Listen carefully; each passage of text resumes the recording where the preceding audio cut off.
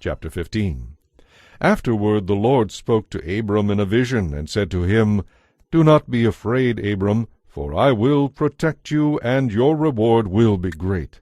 But Abram replied, O sovereign Lord, what good are all your blessings when I don't even have a son? Since I don't have a son, Eliezer of Damascus, a servant in my household, will inherit all my wealth. You have given me no children, so one of my servants will have to be my heir. Then the Lord said to him, No, your servant will not be your heir, for you will have a son of your own to inherit everything I am giving you. Then the Lord brought Abram outside beneath the night sky, and told him, Look up into the heavens, and count the stars if you can. Your descendants will be like that, too many to count. And Abram believed the Lord, and the Lord declared him righteous because of his faith. Then the Lord told him, I am the Lord who brought you out of Ur of the Chaldeans to give you this land. But Abram replied, O sovereign Lord, how can I be sure that you will give it to me? Then the Lord told him, Bring me a 3-year-old heifer, a 3-year-old female goat, a 3-year-old ram, a turtle dove, and a young pigeon. Abram took all these and killed them. He cut each one down the middle, and laid the halves side by side. He did not, however, divide the birds in half. Some vultures came down to eat the carcasses, but Abram chased them away. That evening, as the sun was going down, Abram fell into a deep sleep. He saw a terrifying vision of darkness and horror. Then the Lord told Abram, You can be sure that your descendants will be strangers in a foreign land, and they will be oppressed as slaves for 400 years.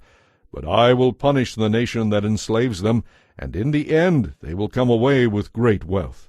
But you will die in peace at a ripe old age. After 4 generations your descendants will return here to this land, when the sin of the Amorites has run its course. As the sun went down and it became dark, Abram saw a smoking firepot and a flaming torch pass between the halves of the carcasses.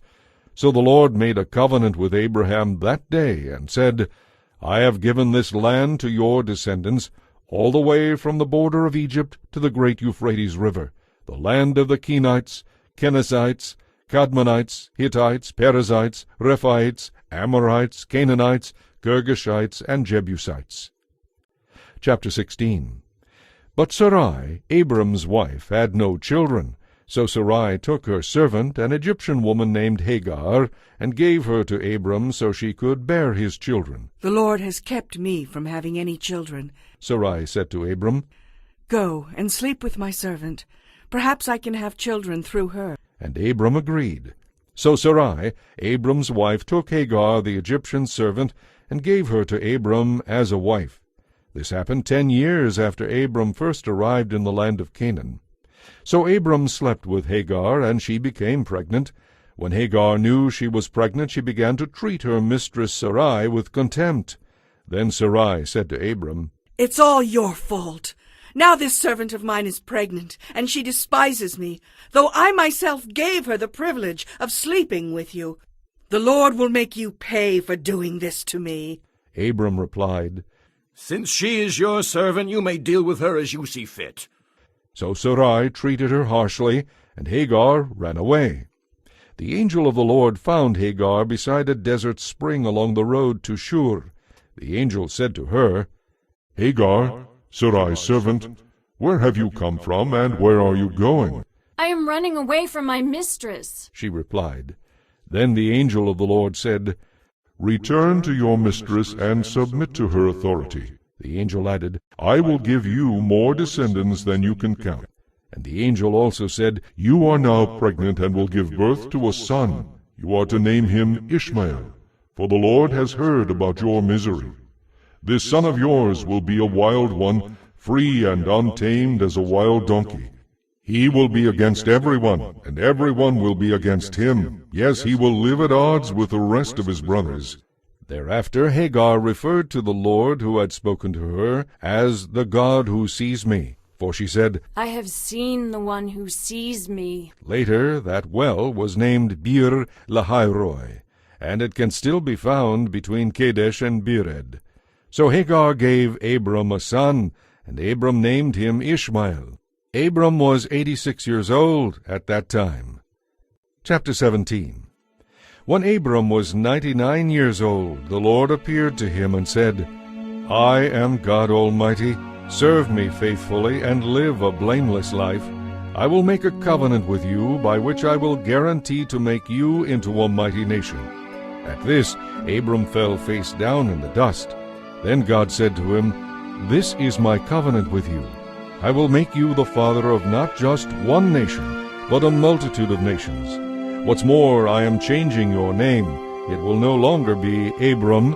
Now you will be known as Abraham, for you will be the father of many nations. I will give you millions of descendants who will represent many nations. Kings will be among them. I will continue this everlasting covenant between us, generation after generation. It will continue between me and your offspring forever. I will always be your God, and the God of your descendants after you. Yes, I will give all this land of Canaan to you and to your offspring forever, and I will be their God. Your part of the agreement, God told Abraham, is to obey the terms of the covenant. You and all your descendants have this continual responsibility. This is the covenant that you and your descendants must keep. Each male among you must be circumcised. The flesh of his foreskin must be cut off. This will be a sign that you and they have accepted this covenant. Every male child must be circumcised on the 8th day after his birth. This applies not only to members of your family, but also to the servants born in your household and the foreign-born servants whom you have purchased. All must be circumcised. Your bodies will thus bear the mark of my everlasting covenant.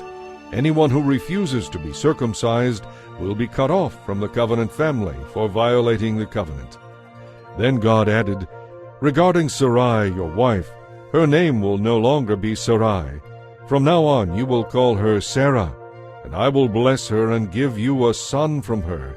Yes, I will bless her richly, and she will become the mother of many nations. Kings will be among her descendants. Then Abraham bowed down to the ground, but he laughed to himself in disbelief. How can I become a father at the age of 100? He wondered. Besides, Sarah is 90. How could she have a baby?